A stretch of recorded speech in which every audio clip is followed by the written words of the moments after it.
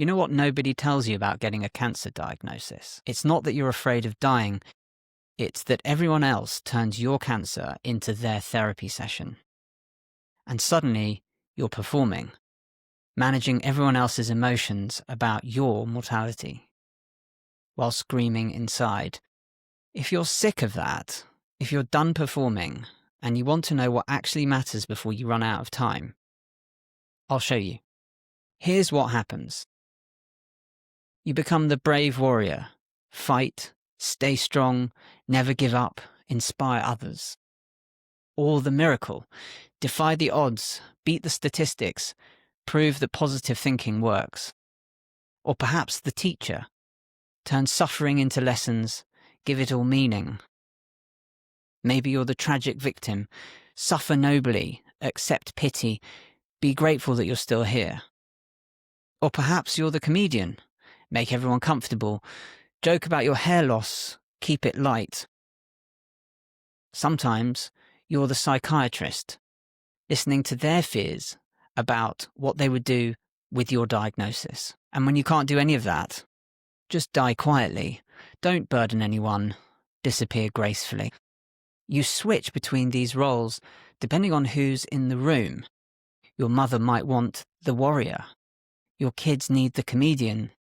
Your spouse needs the teacher. Your friends want the miracle. Everyone turns your cancer into their therapy session. Meanwhile, at 3 a.m., when everyone's asleep, some of you are researching everything. Every clinical trial, every alternative treatment, every supplement, building spreadsheets, joining forums, chasing anything that promises hope. Others of you are avoiding it completely. You can't even say the word cancer out loud. Changing the subject when it comes up, pretending everything's normal. But neither way gives you what you actually need, which is clarity about what matters, before you run out of time to live according to it. And here's what makes it worse. The external pressure makes the internal noise. You're trapped in performance or trapped in avoidance. Neither one tells you the truth. Neither one helps you figure out, if I have limited time, what actually matters? What should I say yes to? What should I say no to? Who do I want to be in the time I have left? This isn't about being afraid. This is about being trapped. Trapped without clarity. So what would it look like if you had that clarity? Not hope, not positivity, not fighting spirit. Just clear about what matters. You'd have difficult conversations without performing.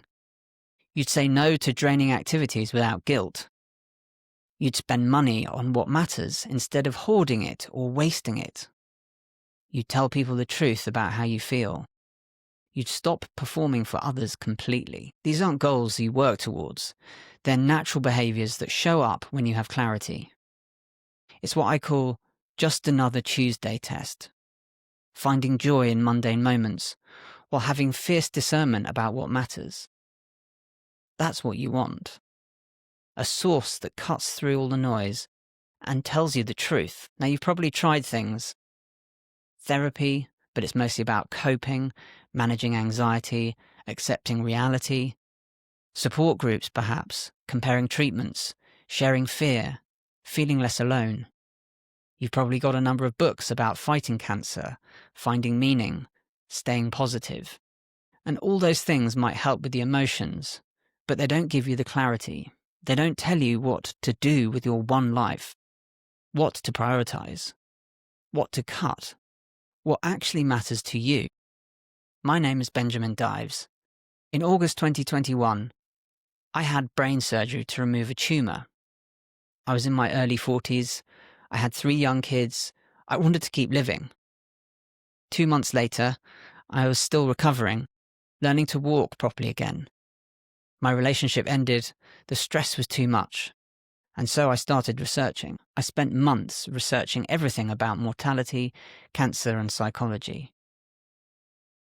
But here's what was actually happening. During the day, I was performing bravery, telling everyone I was fine, staying strong, being the warrior. At night, I was collapsing. Every single night, the same thought.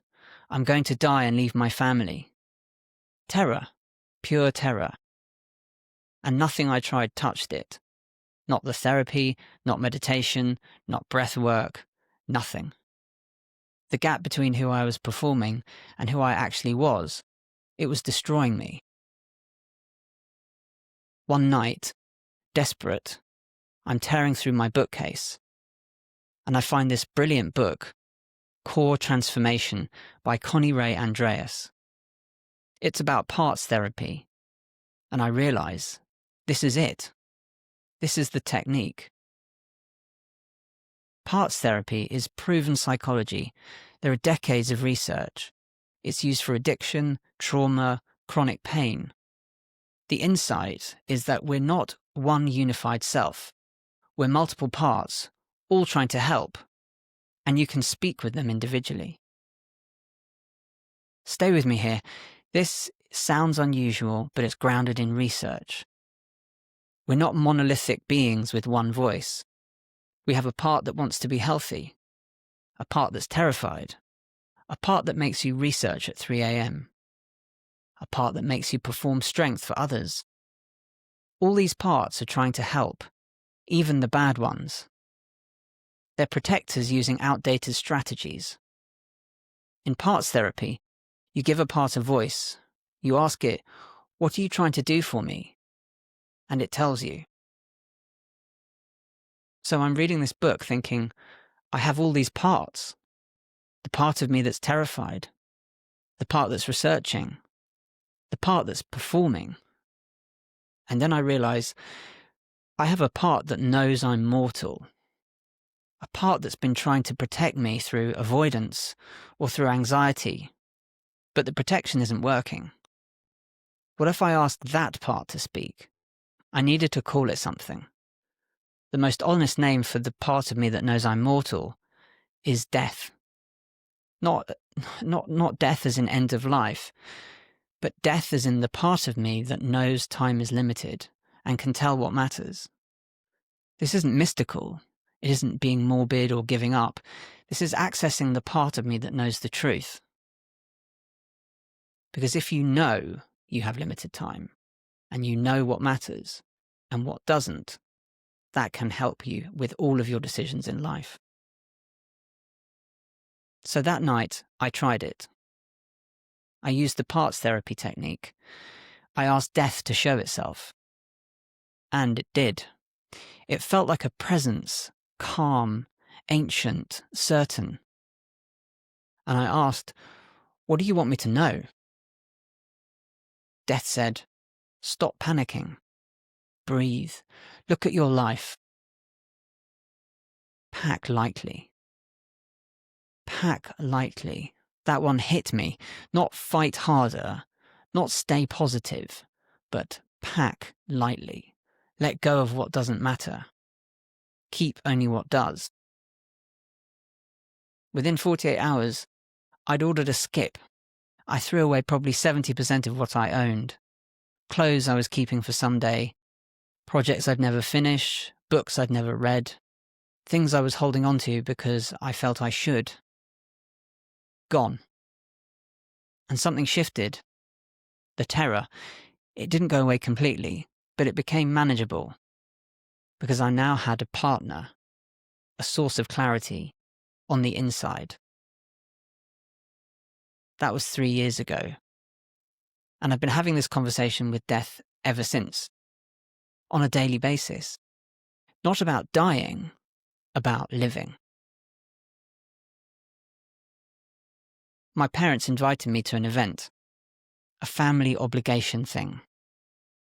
Old me would have gone, performed, been miserable on the inside. So I asked Death, should I go? Death said, do they make you feel loved for who you are or for what you produce? What I produce, I answered. I didn't go. No guilt, just clarity. A consulting gig came up. It was great money, but boring work. I asked Death, should I take this? Death said, will you remember doing this work when you're dying? I answered no. I didn't take the job. These aren't big, dramatic decisions. They're Tuesday decisions. But they add up to a life that's mine, not performing, not avoiding, just living according to what matters. I have those 5 Tuesday behaviors now. Difficult conversations are easy. Saying no is natural. Spending on what matters, I'm clear. Telling the truth, I do that by default. Have I stopped performing? Completely. Not because I'm brave, but because I have clarity. Here's what I realized about 2 years in. This works. And it's not just for me. Everyone facing mortality has this part. This part that knows time is limited. Most people just never ask it to speak. They avoid it, or they panic about it. But they don't partner with it. And I thought, what if I taught this? What if I adapted this parts therapy technique specifically for cancer patients? What if I could help people do in 21 days what took me months to figure out? So I've created a 21-day intensive program, 3 weeks, very specific structure. Week 1, we dismantle. We discharge the rage first. Angry letters you read to your body on the program. You learn the parts therapy technique. You establish death as a felt presence using specific anchoring. You have the conversation. You dismantle your old identity, the performance, the archetypes. There are daily 2-hour Zoom sessions in a small group. Week 2 is about integration. So there are no scheduled calls. You practice the dialogue daily. You plan your death party, walk cemeteries, test this in real life. And your buddy pod keeps you accountable. There's even WhatsApp support if you need it. This is where it becomes habitual. Week 3 is about reconstruction. We discover your actual values, not generic ones, but yours. You write your true obituary. You practice the dialogue out loud until it's natural. You complete your death book, a physical record of everything. There are daily Zooms again, helping you build your new identity. The result? By day 21, those 5 Tuesday behaviors are just there. Natural, not goals you've been working towards. Because you now have a partnership with death. It's your co-pilot for every major decision, and minor. Now, full transparency, I've not done this before, and I'm launching a beta cohort in January, February of 2026. I need 12 people, 3 pods of 4, and this is the first time I'm teaching the complete framework to a group. Why does beta matter? So I've done parts of this work with individual clients, but never the full 21-day intensive. So I need people willing to test, refine, and give feedback, and possibly share their story afterwards if it works for them. I know this sounds scary. Most people who join feel exactly the same way, terrified, squeamish, unsure. This isn't asking you to be brave. It's asking you to be willing. The avoidance isn't protecting you. It's trapping you. Comfort comes after the conversation, not before. You don't have to believe it will work, just willing to try something unusual. So this is for people who are 6 months to 5 years post-diagnosis, and you're done performing. You want clarity about what matters.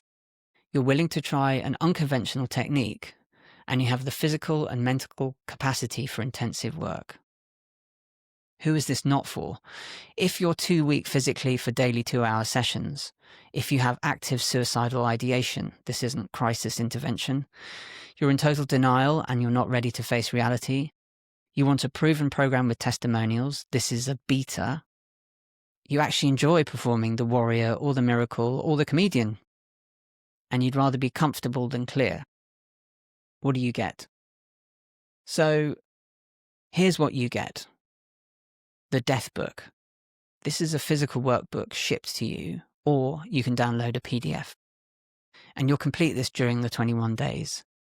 It contains your values, your dialogues, your obituaries, your letters, everything. It's a permanent record of your transformation. You get 14 live Zooms.